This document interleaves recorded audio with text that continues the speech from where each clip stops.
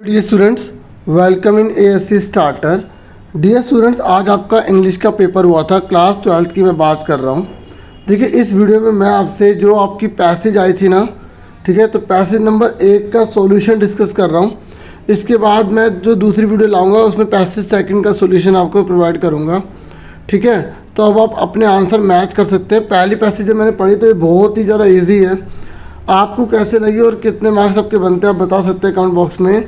पहला क्वेश्चन था, why don't we take the first step towards a good cause. जब हमें कोई कदम उठाना पड़ता है तो हम क्यों नहीं उठा पाते, क्यों नहीं ले पाते एक अच्छे काम के लिए। हम सोचते हैं ना कि बहुत बड़ा होगा, क्योंकि यहाँ पर 20 से स्टार्ट किया तो आपको चेंज करने की भी ज़रूरत नहीं थी, ठीक है। तो इसमें आंसर यहाँ से यहाँ तक आपको लिखना था, ठीक है। और यहाँ पर भी अगर किसी बच्चे ने ये भी लिखा है कि what can I do alone, कि मैं इसे अकेला कैसे कर सकता हूँ, ठीक है। तो क्या कैसे करूँ, तो और इस तरीके से हम कुछ भी नहीं करते। तो अब यहाँ तक किसी बच्चे ने लिख दिया तब भी कोई दिक्कत नहीं है, ठीक है। ये भी लिख दिया कोई दिक्कत नहीं, क्योंकि जितने मार्क्स के उसके हिसाब से, ठीक है। दोबारा सुन लो, अगर किसी बच्चे ने यहाँ से यहाँ तक लिखा है उसका गलत नहीं है, पूरा ठीक है, ठीक है। नेक्स्ट है, what is a to use attitude. इसका क्या मतलब होता है टू यूज एटीट्यूड, मतलब किसी चीज़ का दोबारा यूज़ करना, सेकेंड टाइम यूज़ करना। तो ये भी सिंपल आंसर यहीं पर दे रखा था, ठीक है। ये लिखा पुटिंग आर्टिकल टू है सेकेंड यूज़। मेन तो यही था, अगर किसी बच्चे ने यहाँ से यहाँ तक लिख दिया तो कोई दिक्कत वाली बात नहीं होनी चाहिए, ठीक है। उसके बाद थर्ड क्वेश्चन है, थर्ड में what can we do to avoid the abuse of paper, मतलब जो पेपर को बर्बाद करने से रोकने के लिए क्या हम कर सकते हैं, कैसे अवॉइड कर सकते हैं। तो ये भी बिल्कुल सिंपल और सीधा साधा आंसर यहाँ दे रखा था, ठीक है। तो आपको मैं दिखा देता हूँ, मैंने यहाँ पर ये अंडरलाइन किया। देखो, द क्लीन साइड ऑफ, मतलब हम पेपर को जो है ना बचाने के लिए क्या कर सकते हैं, जो एनवेलप होता है उसको, जो खाली पेज होता है, क्योंकि एक तरफ तो हमने लिख दिया, दूसरी तरफ पीछे खाली होता है, तो हम उसमें कुछ शॉर्ट नोट्स या लिस्ट या किसी प्रकार रिमाइंडर जो भी घर में हमें चाहिए उसके लिए हम यूज़ कर सकते हैं, है ना। तो ये था आंसर यहाँ से यहाँ तक। मैंने रेड से लगा रखा है, आप रेड से देख सकते हैं, ठीक है।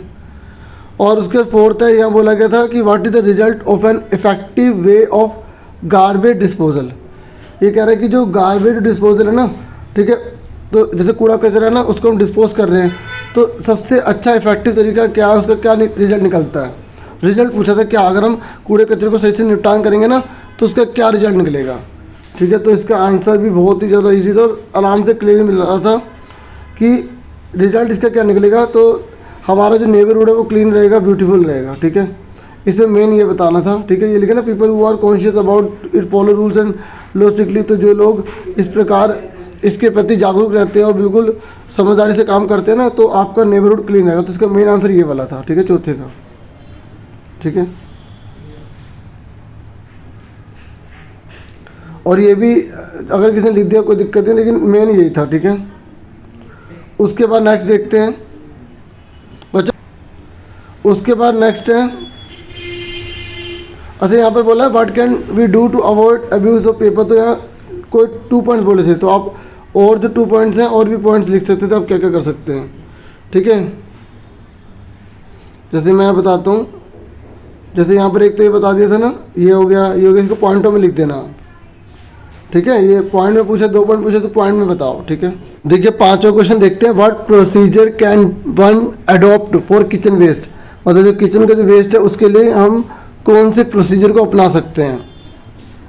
तो देखिए, जैसे मेन आंसर है तो ये बताना था कि सबसे पहले हमने गड्ढा खोदा, फिर हमने किचन वेस्ट को उसमें डाल दिया, उसके बाद जो पिट आधे से ज़्यादा हो गया तो हमने उसको मिट्टी से ढक दिया। इस तरीके से let manure do the rest, इस तरीके से मैन्योर बाद में पूरे हो जाएगी, बन जाएगी, ठीक है। ये मेन था यहाँ पर, ठीक है, यहाँ से यहाँ तक 5वें के लिए। लेकिन किसी बच्चे ने जैसे लिखा कि किचन के वेस्ट को हमने सेपरेटली कलेक्ट कर लिया, ठीक है, उसके बाद हमने उसको वैल्यूएबल मैन्योर में मिला दिया, तो इसमें भी टीचर नंबर दे सकता है, ठीक है। प्रोसीजर बोला तो ये भी प्रोसीजर जैसे ही है कि सबसे पहले कलेक्ट करा, फिर हमने इसको मैन्योर में बदल लिया, लेकिन यहाँ पर थोड़े से स्टेप ज़्यादा दे रखे थे, ठीक है। उसके बाद नेक्स्ट है 6th, ये कह रहा how can making of garden manure be done as community project. Community project में कैसे हम बना सकते हैं इसको मैन्योर में।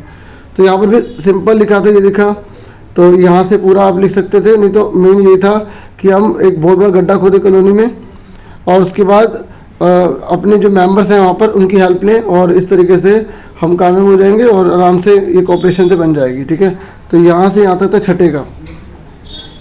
फिर सातवें में पूछा गया था कि how long does it take to make good garden manure, कितना टाइम लेती है एक अच्छी मेन्योर बनने में। तो ये बिल्कुल सिंपल दे रखा था, ये लिखा विद इन 3 और 6 month we will have a good garden manure. यहाँ से यहाँ तक लिखना था। ठीक है, सातवें का आंसर। फिर उसके बाद उसके बाद जो है ये था कि आपको सूटेबल वर्ड बताना था बीइंग कंसर्न या इंटरेस्टेड का, तो इसका था कॉन्शियस।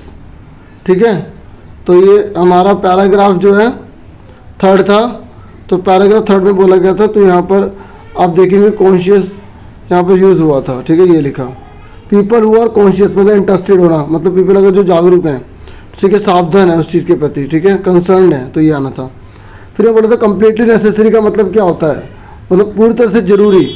ठीक है, पैराग्राफ 4 में ढूंढना था। ठीक है, तो यहाँ पर लिखा इट इज़ इम्पेरेटिव, मतलब ये कम्प्लीटली नेसेसरी है कि पीपल जो है वो एक्टिवली केयर करें एनवायरनमेंट की। ठीक है, देखिए अब बाकी के जो क्वेश्चन है ना, ये जो आप सेकंड देख रहे हैं पैसेज, ठीक है, और जो आपकी ये जो सेकंड पैसेज है, ठीक है, अरे बोलो, ये आपकी पैसेज है ना सेकंड, तो इसके आंसर भी मैं आपके लिए जल्दी लेकर आऊँगा। ठीक है, और आपकी फिर राइटिंग स्किल है। राइटिंग स्किल में देखो जो सेट अलग अलग आए उनमें अलग अलग चीज़ पूछी गई थी। जैसे यहाँ पर तो आपको इनवाइट करना था। ठीक है, और लेटर में आपको जॉब लेटर आया था। ठीक है, किसकी पोस्ट थी, कंप्यूटर टीचर की पोस्ट थी, बहुत ईजी आया है इसमें। ठीक है, और फोर्थ जो है यहाँ पर आपसे यहाँ पर पूछी गई रिपोर्ट, तो आपको दोनों में से एक करना था। ठीक है, उसके बाद जो है ना आपके क्वेश्चन आंसर आए थे। ठीक है, तो क्वेश्चन आंसर के ऊपर तो मैं अभी देखो जो आंसर है इनके ऊपर तो नहीं, मैं जो पैसेज है ना सेकंड उसके ऊपर आपके लिए जो है वीडियो लेकर आऊँगा। ठीक है, और देखो मुझे जहाँ तक लगता है कि क्वेश्चन जो है वो इतना अंदर से डीपली नहीं दिए, बाकी आपको कैसे लगे और क्या आपकी राय है आप बता सकते हैं। ठीक है, तो क्वेश्चन आंसर जैसे आप देखेंगे कि यहाँ पर पैडलर के ऊपर है। ठीक है, तो the iron master accuses the peddler do of not being quite honest, what does the peddler say to justify the situation. देखो आपने पता ना कि वो आयरन मास्टर के पास वहाँ बैठा होता है। ठीक है, फर्नेस के पास में बैठा होता है, तो आयरन मास्टर ही तो उसको गलती समझ लेता है कि ये मेरा कैप्टन है, मेरा दोस्त है।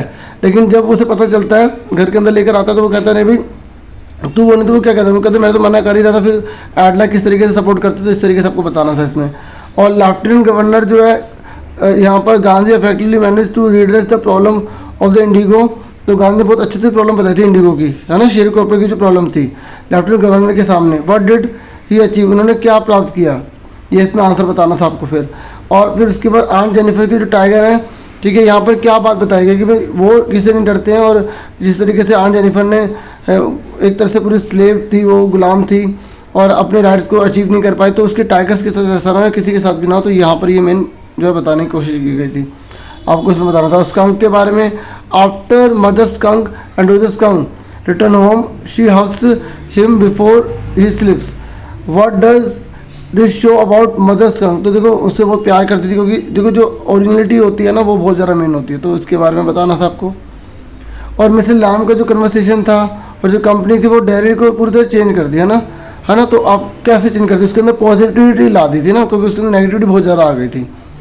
और how did Ivan manage to smear himself with blood, वो कैसे करते, देखो जो उसके पास जो पाइप था उसके अंदर जो पिक था उसका ब्लड था, तो इस तरीके से उससे वो अपने आप को पूरा कवर कर लेता ताकि जो ऑफिसर है उसको रिकॉग्नाइज ना कर पाए।